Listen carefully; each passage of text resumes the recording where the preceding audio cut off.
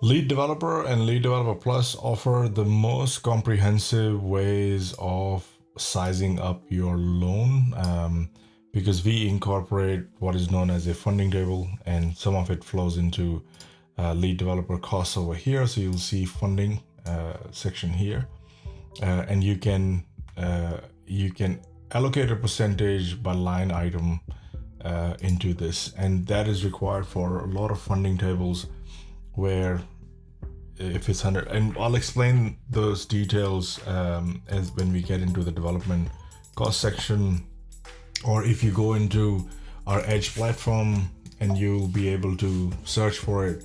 If you search for funding table, you'll be able to find a whole lot of different. We explain what funding table is in Smart Feasibility Calculator. We explain that in funding table loan sizing, which is exactly the same as we have here. So we have a similar funding table in Lead Developer, and this is exactly the same here. The only difference is that we now have a permanent loan added to this, whereas it functions exactly the same. So a construction loan, this section here, total costs, it says construction loan pays off land acquisition loan. Now, if you do have a land acquisition loan in place, if you selected no over here, don't worry about it. That doesn't apply to you. But anytime there is a land acquisition loan running, when a construction loan will kick in, banks will force you to pay out the land, or that loan will pay out the land, because then you have just one mortgagee, or the one bank who's the main mortgagee for that loan. So and all these dates are automatically picked up. The first option we've got in the funding table is total costs based on the bank's TDC. So I like to call it the bank TDC, or total cost effective LVR, or LT, or loan to cost here.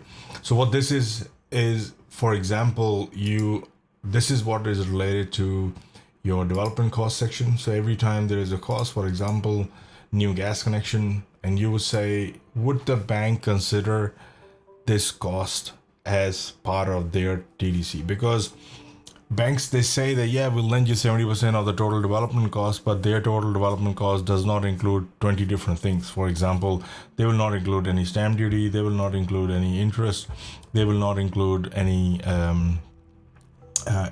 of the legal expenses. They might not include all the other consultants and everything that you've already paid for.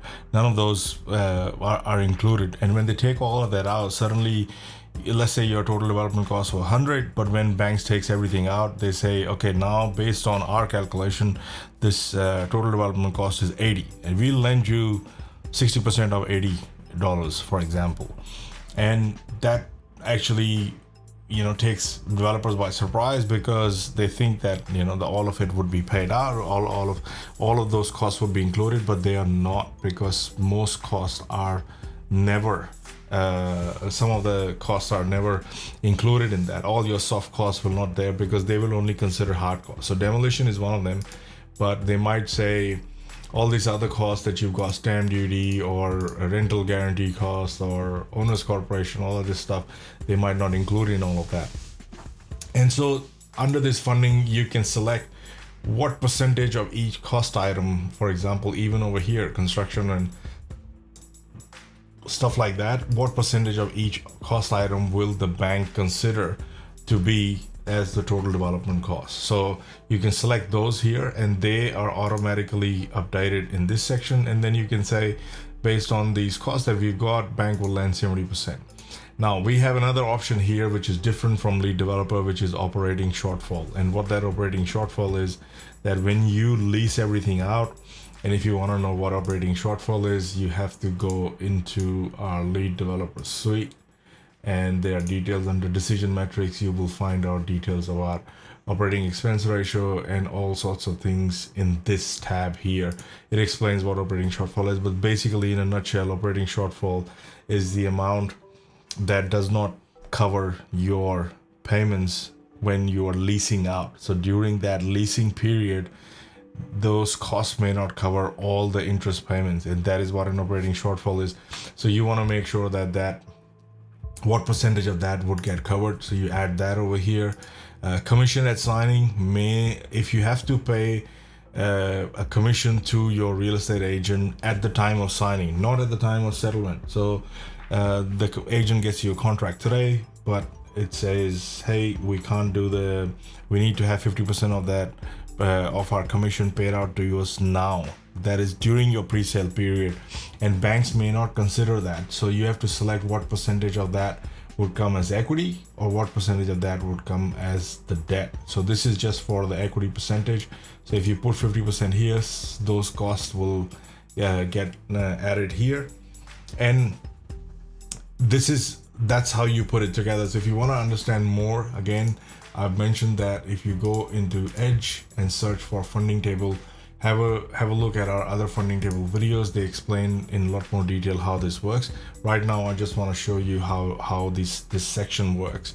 So then we have B, which is total based on total project cost, 70%. Now this doesn't take into account whether or not bank would consider something or not. This might be less, more, whatever it is. And that's that option. Then we have based on total sales. So whatever your total sale value is, some lenders say, hey, based on the sale value, we'll give you 60% of the total sale value. So you can select that.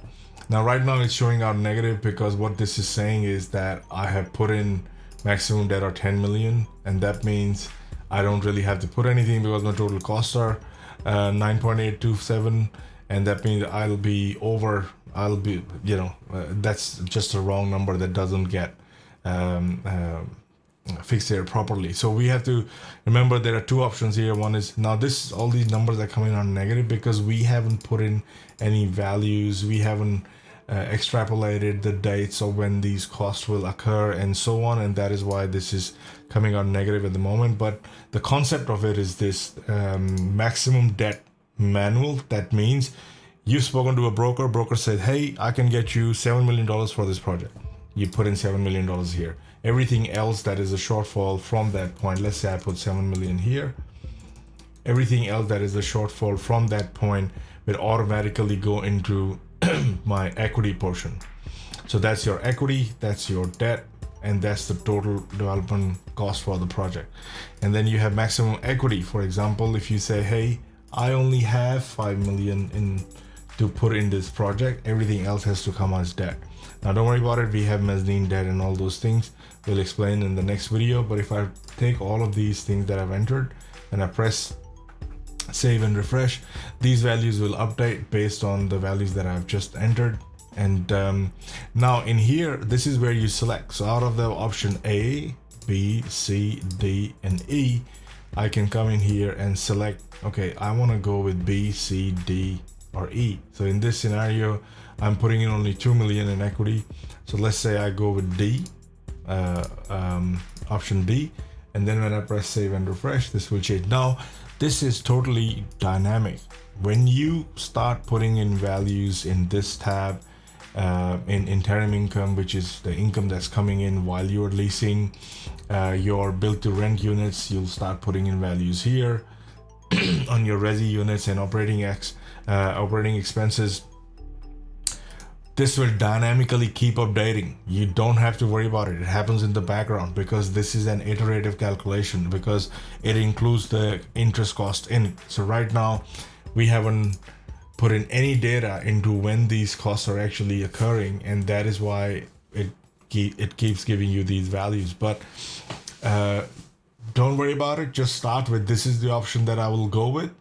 Keep entering your values, keep filling it out, and you have to just forget about everything else. And I'll show you why you can just forget about it, because we built in checks everywhere in this sheet so that everything is working. So you'll see why all of this is red. It is red because we're getting a total. We're not getting any dates here. So once we start getting the dates, you will know that, okay, once all these dots that you see here, they've got to come out green. And the only way they can be green is that if you've done everything right. And you got links here, so you can watch the video corresponding to this section by clicking on that link as you go along. So that's everything that you need to know about the loaning option. And usually you will find that people will do their numbers based on B, which is a option, and you say, okay, 65%. of the total development cost is what I should be able to borrow.